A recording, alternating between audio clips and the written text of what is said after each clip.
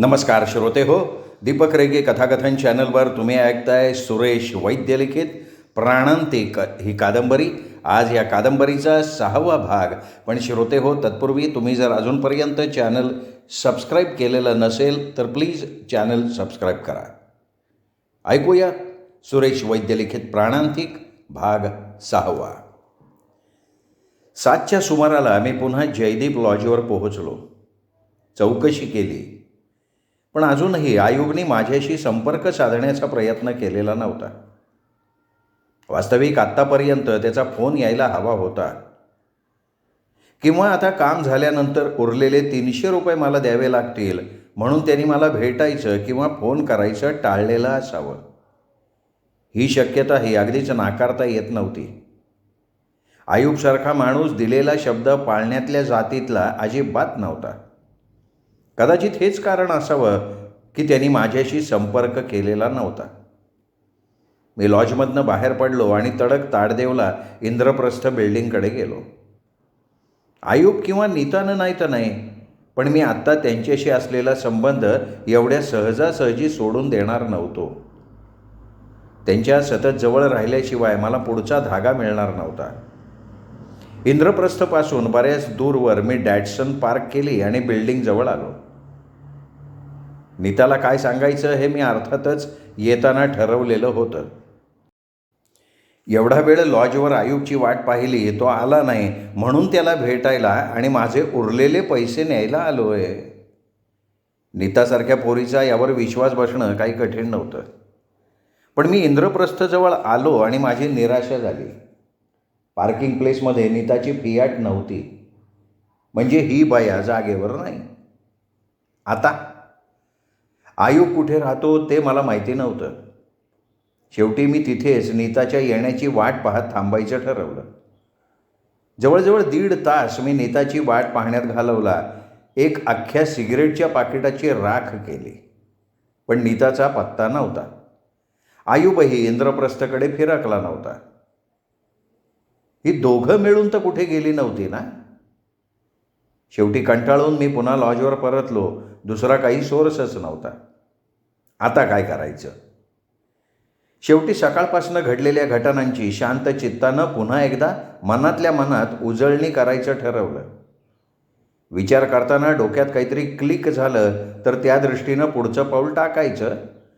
आणि पन्नालालचा विचार करताना खरोखरच माझं विचारचक्र जोरात सुरू झालं होतं. पन्नालालविषयी माझ्या मनात जो संशय निर्माण झाला होता आणि माझा तो तर्क जर खरा असेल की पन्नालाल म्हणजे नवलभाई पटेलांचा पार्टनर जीवनदास शहा आहे, तर त्यांनी तशी जाहिरात का द्यावी? तो ॲक्सिडेंट प्रत्यक्ष पाहणाऱ्या साक्षीदाराची आवश्यकता त्याला का भासावी? असा साक्षीदार शोधून काढण्यासाठी त्यांनी आपल्या खिशातनं 500 रुपये का खर्च करावेत? 4ही प्रमुख वर्तमानपत्रातनं तशी जाहिरात का द्यावी? आणि तीही 1-2 दिवस नाही तर तब्बल बऱ्याच वेळा.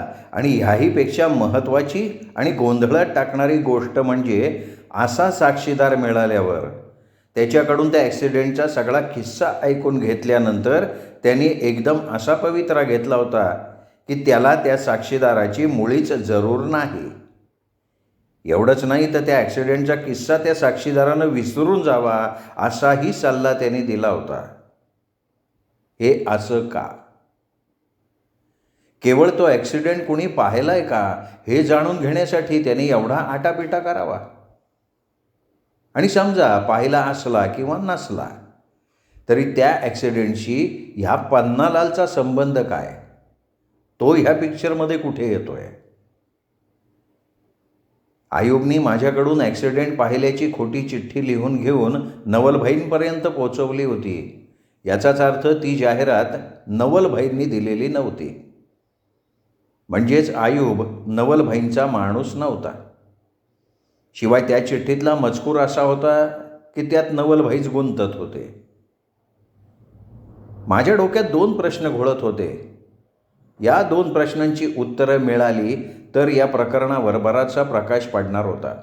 पहिला प्रश्न, पन्नालाल असं नाव सांगणारा तो माणूस माझ्या अंदाजाप्रमाणे खरोखरच नवलभाई पटेलांचा पार्टनर जीवनदास शहा होता का? आणि दुसरा प्रश्न, जर पन्नालाल म्हणजेच नवलभाई पटेलांचा पार्टनर जीवनदास शहा होता, तर नवलभाईंना हे माहिती होतं का की त्यांच्या पार्टनरनीच वर्तमानपत्रात ती जाहिरात दिलेली आहे?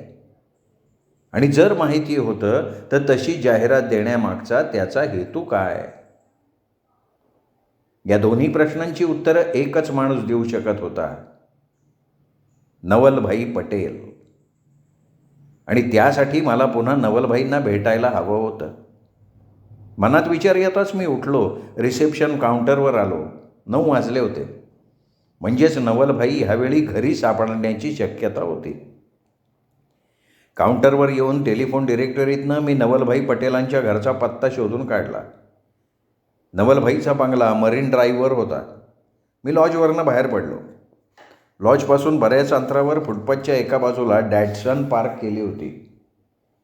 नवलभाईंच्या बंगल्याच्या दारावरची कॉलबेल दाबली तेव्हा 9:05 झाली होती. एवढ्या तुफान वेगात मी डॅटसन पळवली होती. कॉलबेलचं बटन दाबताच एका नोकरानं दार उघडलं.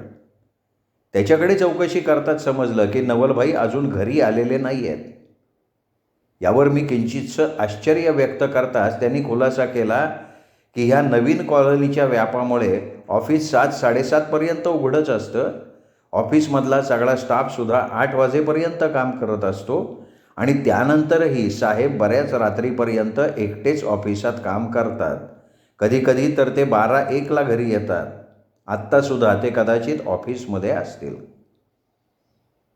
आज मला कुठल्याही परिस्थितीत नवलभाईंची भेट घ्यायलाच हवी होती. उद्या परिस्थितीला काय वळण लागेल सांगता येणार नव्हतं. मी नवलभाईंच्या बंगल्यातनं बाहेर पडलो. डॅटसन कार म्हणजे कार होती. एवढा तुफान वेग दिलेला असूनही पोटातलं पाणी देखील हलत नव्हतं. केवळ डॅटसनसारखी कार हाताशी होती म्हणूनच मी नवलभाईंच्या जोगेश्वरीच्या त्यांच्या त्या ऑफिसजवळ आलो तेव्हा अवघे 10:30 वाजलेले होते. मी कार ऑफिसच्या इमारतीसमोर थांबवली. पाहिलं, ऑफिसची संपूर्ण इमारत काळोखात बुडालेली होती. केवळ नवलभाईंची केबिन आणि त्याच्या बाहेर जिथे टायपिस्ट बसली होती त्या भागातला लाईट चालू होता. याचा अर्थ नोकर म्हणाला ते खरं होतं. नवलभाई अजूनही ऑफिसमध्येच होते. त्यांच्याशी आता मोकळेपणानं आणि स्पष्टपणे बोलता येणार होतं. त्यांनी सरळ उत्तरं दिली तर ठीकच होतं, नाहीतर थोडाफार धाकदपटशा दाखवता येणार होता. आज सकाळीच मी इथे आलो होतो त्यामुळे ऑफिसची रचना माझ्या डोळ्यांसमोर होती. 3 पायऱ्या चढून मी ऑफिसच्या मुख्य दाराशी आलो. दार उघडंच होतं. अर्थात आत नवलभाई होते त्यामुळे दार उघडं असणार याची मला कल्पना होती, पण निदान लोटून तरी यायचं. मुख्य दारातून आत शिरून मी हॉलमध्ये आलो. आत एकदम नीरव शांतता पसरली होती. पटेल साहेब, मी हॉलमध्येच उभं राहून मोठ्यांदा आवाज दिला. एवढ्या नीरव शांत वातावरणात माझा आवाज नवलभाईंपर्यंत पोहोचायलाच हवा होता, पण उत्तर काही मिळालं नाही. वातावरणातली निःशब्दता किंचित ढवळली गेली तेवढीच. कदाचित कामात मग्न असल्यानं नवलभाईंना माझा आवाज ऐकू गेलेला नसावा. मनाचं समाधान करत मी तो हॉल ओलांडून सरळ चालत सकाळी आलो त्या हॉलच्या दाराशी आलो. त्या हॉलचं दारही उघडंच होतं. या हॉलमध्ये ट्यूब जळत होती. ह्याच हॉलमध्ये मी सकाळी जीवनदास शहाची नेमप्लेट असलेल्या केबिनच्या बाहेर एका टायपिस्टला काहीतरी टाईप करत बसलेलं पाहिलं होतं. आता तो टाईपरायटर प्लॅस्टिकचं कव्हर घालून झाकून ठेवला होता. पण दुसरा टाईपरायटर हा कदाचित अर्चनाचा असावा, तो उघडाच होता. त्याच्यावर घातलेलं कव्हर बाजूला पडलं होतं. मला ते दृश्य काहीसं विचित्र वाटलं. मी त्या टाईपरायटरजवळ गेलो, जरा निरखून बघितलं.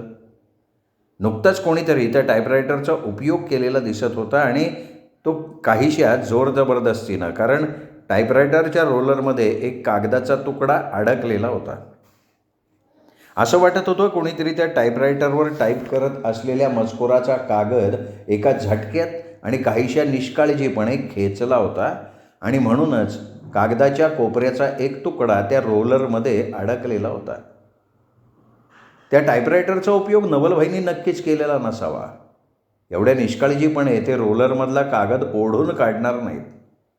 मग दुसरंच कोणीतरी. मी पुढे होऊन नवलभाईंच्या बंद केबिनच्या दारावर थाप मारत पुन्हा हाक मारली, पटेल साहेब. पण नो रिस्पॉन्स. आता मात्र माझ्या छातीत किंचित धडधडायला लागलं होतं. काहीतरी घडलंय नक्कीच. मी दार ढकललं. ते बंद नव्हतंच, एका झटक्यात उघडलं गेलं आणि मी दारातच थबकून आतल्या दृश्याकडे पाहत राहिलो. केबिनमधली ट्यूब जळत होती आणि त्या प्रकाशात केबिनमधलं सगळं सामान अस्ताव्यस्त पडलेलं दिसत होतं. सगळ्या केबिनभर फायलीतले कागद पसरलेले होते. नवलभाईची ती गुबगुबीत खुर्ची आडवी पडली होती. त्यांच्या टेबलवरच्या इतर वस्तूही खाली पडल्या होत्या. टेबलावरचे ड्रॉवर अर्धवट बाहेर खेचले गेले होते. त्यातली ही कागदपत्रं खाली फरशीवर पडली होती. सकाळी माझ्यासमोर आलेलं कॉलनीचं ते प्रचंड मॉडेल त्या लांब रुंद टेबलावरनं खाली पडलं होतं. त्यात दाखवलेली झाडं, विजेचे खांब, छोट्या मोठ्या इमारती सगळ्याचा चक्काचूर झालेला होता. नवलभाई सकाळी जिथे बसले होते तिथेच त्यांच्या मागे एक बिनगजाची मोठी खिडकी होती. ती खिडकी त्या क्षणी उघडी होती. त्याच्यावर लटकवलेला पडदा वाऱ्याच्या झोताबरोबर सळसळत होता. ते एकंदर दृश्यावरनं असं वाटत होतं कोणीतरी नवलभाईंच्या या केबिनमध्ये काहीतरी शोधण्यासाठी सगळ्या सामानाची उलथापालथ केली होती आणि तसं करताना त्यांनी मुळीच कसलीही काळजी घेतलेली नव्हती. तशी त्याला जरुरी वाटली नसावी किंवा त्याला बरीच घाई असावी. खाली पडलेल्या त्या सामानाकडे मी बारकाईनं पाहत असताना मला ते दिसलं. कॉलनीच्या मॉडेलच्या एका कोपऱ्याखाली चांदीचा सिगरेट लायटर पडलेला होता. त्याचा निम्मा भाग बाहेर, निम्मा भाग त्या मॉडेलच्या खाली होता. केवळ त्या लायटरमुळेच त्या जड मॉडेलचा एक कोपरा किंचित उचलला जाऊन तिथे छोटी फट दिसत होती.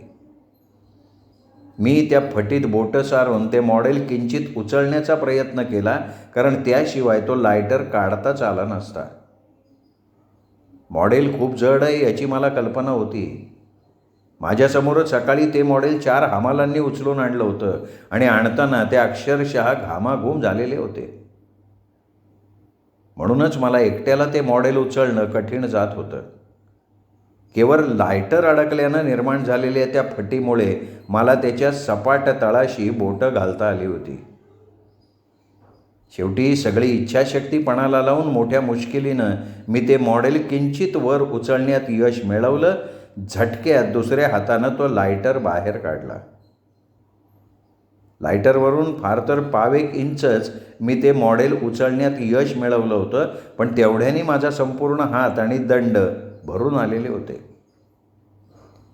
लायटर बाहेर ओढताच मी मॉडेलच्या खाली धरलेली बोटं काढून घेतली. लायटर निघताच मॉडेलचा खालचा सपाट तळ फरशीबरोबर चिकटल्यासारखा झाला. आता कोणी कितीही प्रयत्न केला असता तरी त्याला ते मॉडेल केसभर सुद्धा वर उचलता आलं नसतं. जोरजोरात श्वास घेत मी तो लायटर उचलला. पाहिलं तो लायटर रेडीमेड नव्हता, खास बनवून घेण्यात आलेला होता. त्याच्यावर नाजूक नक्षीकाम होतं आणि इंग्लिश आद्याक्षरं कोरलेली होती, पण ती नीटशी समजत नव्हती आणि ती समजून घेण्याइतका माझ्याकडे वेळही नव्हता. मी तो लायटर खिशात टाकला. त्याचवेळी पुन्हा माझी नजर ते मॉडेल पडलं होतं त्याच्याच बाजूला पसरलेल्या आणि कदाचित समोरच्या उघड्या खिडकीतून येणाऱ्या वाऱ्याच्या झोतामुळे सगळ्या केबिनभर उडणाऱ्या कागदांकडे गेली. त्या कागदात काहीशा वेगळ्या आणि म्हणूनच उठून दिसणाऱ्या एका टाईप करून पिन मारलेल्या 2 फुलस्केप कागदांच्या घडीकडे माझं लक्ष गेलं. हे 2 कागद निश्चितच नवलभाईंच्या ऑफिसातल्या कागदपत्रातले नव्हते. मी ती कागदाची घडी उचलली, उघडली. त्या कागदाच्या एका कोपऱ्यात लाल टाईपमध्ये प्रिंट केलं होतं, डायमंड डिटेक्टिव्ह एजन्सी, मुंबई. मी एकदा त्या छापील मजकुरावरनं धावती नजर टाकली. या डायमंड डिटेक्टिव्ह एजन्सीनं कुणाला तरी पाठवलेल्या आपल्या कामगिरीचा तो रिपोर्ट होता. वर कुणाला पाठवलं त्याचं नाव नव्हतं. अर्थात अशा डिटेक्टिव्ह एजन्सीची ती पद्धतच होती. हा रिपोर्ट इतर कोणाच्या चुकून हातात पडला तर आपल्या क्लायंटचं नाव कोणाला समजू नये ते गुप्त राहावं हा त्यामागचा मूळ उद्देश. मी आता अगदी बारकाईनं तो मजकूर वाचायला लागलो. आपण दिलेल्या सूचनेनुसार आम्ही सतत मिस नीतावर लक्ष ठेवून आहोत. त्या जिथे जातील तिथे आम्ही त्यांचा पाठलाग करत आहोत. त्यांच्या प्रत्येक हालचालीवर आमचं लक्ष आहे. यातूनच आमच्या लक्षात आलेल्या गोष्टी या रिपोर्टद्वारे आपल्याला सूचित करत आहोत. नेहमीप्रमाणे बुधवारी आम्ही मिस नीतावर पाळत ठेवून तिचा पाठलाग करत असताना आमच्या लक्षात आलं की आमच्याच सारखा आणखीन एक माणूस मिस नीताच्या हालचालीवर लक्ष ठेवून आहे. त्या दिवशी Miss Nita A to Z departmental स्टोअरमध्ये गेल्यावर त्या माणसानं आपली कार मिस नीताच्या फियाटच्या बाजूला अशा प्रकारे पार्क केली की त्या माणसाची कार बाजूला काढल्याशिवाय मिस नीताला आपल्या फियाटचा दरवाजा उघडणं अशक्य व्हावं. दुसऱ्या बाजूला स्टोअर्सच्या कंपाऊंडची भिंत होती, त्यामुळे तिकडूनही दार उघडणं शक्य नव्हतं. याचाच अर्थ मिस नीताला ती कार तिथून बाजूला होण्याची वाट पाहत थांबण्याशिवाय दुसरा पर्याय नव्हता. ते मिस नीताच्या लक्षात आल्यावर तिने त्या कारचा हॉर्न वाजवायला सुरुवात केली. त्यावेळी तो तरुण तिथेच आसपास होता, पण त्याने ती कार आपली आहे असं मिस नीताला न सांगता तिची इच्छा असल्यास आपण ती कार बाजूला घेऊन तिची फियाट बाजूला काढण्याची तयारी दर्शवली. आमचा एक डिटेक्टिव्ह पार्किंगच्या भिंतीच्या एका आडोशाला उभा राहून त्या दोघातलं संभाषण ऐकत होता. त्या तरुणानं मिस नीताला सांगितलं की इग्निशियनशिवाय तो कार सुरू करू शकतो, पण प्रत्यक्षात त्याने इग्निशन की लावूनच ती कार सुरू केली होती. अर्थात मिस नीताच्या ते लक्षात आलं नव्हतं. त्या तरुणाच्या बोलण्यावर मिस नीताचा विश्वास बसला होता. हे सगळं नाटक करण्यामागचा उद्देश मिस नीताची ओळख करून घेऊन तिच्याशी मैत्री करणं हाच आहे हे स्पष्ट लक्षात येत होतं. त्यानंतर मिस नीतानं त्या तरुणाला आपल्या कारमध्ये घेतलं होतं. आमचा डिटेक्टिव्ह मिस नीताचा पाठलाग करत होता. KG चौकात गाडी सिग्नलसाठी थांबलेली असताना अचानक तो तरुण कारमधनं उतरला होता. आमचा तर्क असा आहे की त्या तरुणाला फियाटचा पाठलाग होतोय हे लक्षात आलेलं असावं. आपल्या आदेशानुसार आमचं काम मिस नीतावर पाळत ठेवणं एवढंच असल्यामुळे आमच्या डिटेक्टिव्हनं मिस नीताचा पाठलाग पुढे तिच्या फ्लॅटपर्यंत केला होता. दुसऱ्या दिवशी म्हणजे गुरुवारी मिस नीता पुन्हा A to Z डिपार्टमेंटल स्टोअरमध्ये गेली होती, तेव्हा तो कालचाच तरुण स्टोअर्सच्या दारात बॉलपेन्स विकत उभा होता.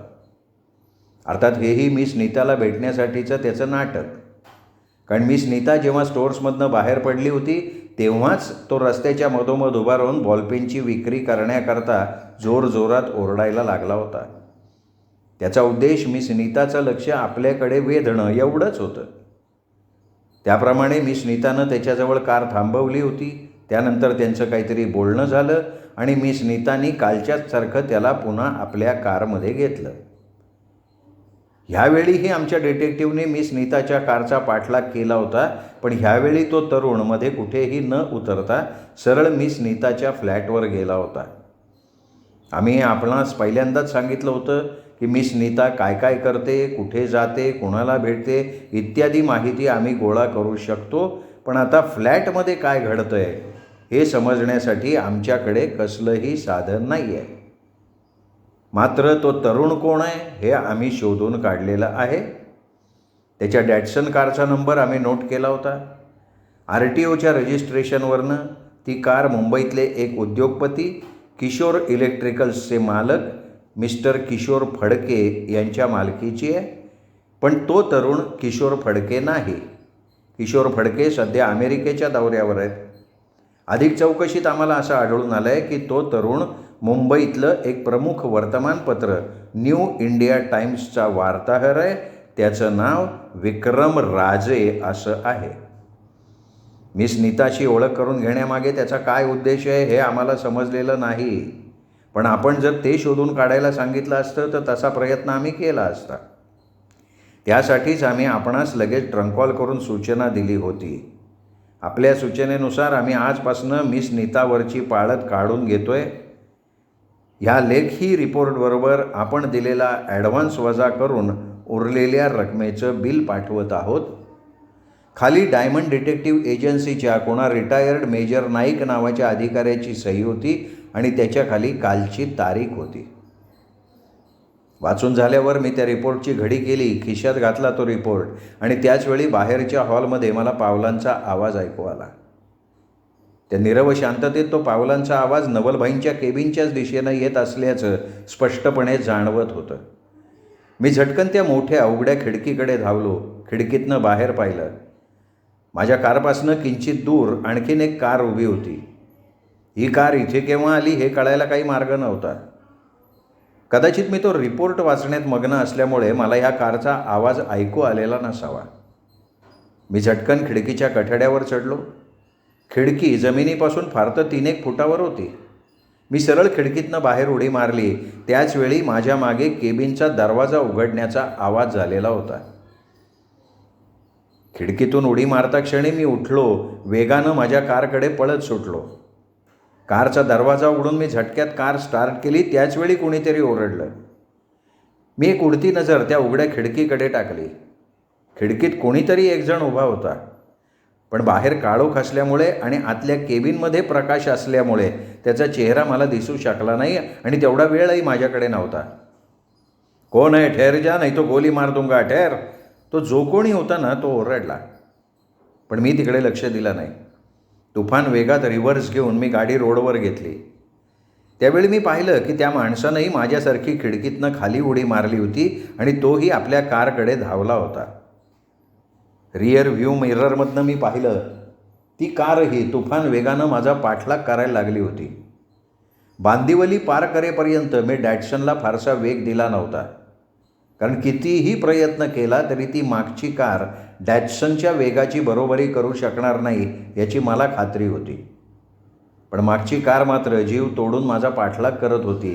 क्षणाक्षणाला त्या कारचा वेग वाढत होता आणि आमच्या दोन्ही कारमधलं अंतर कमी कमी व्हायला लागलं होतं. बांदिवली गाव पार केलं आणि मी डॅटसनचं असली रूप दाखवायला सुरुवात केली. चौथा गिअर टाकत ॲक्सिलेटर मी पार तळापर्यंत दाबला.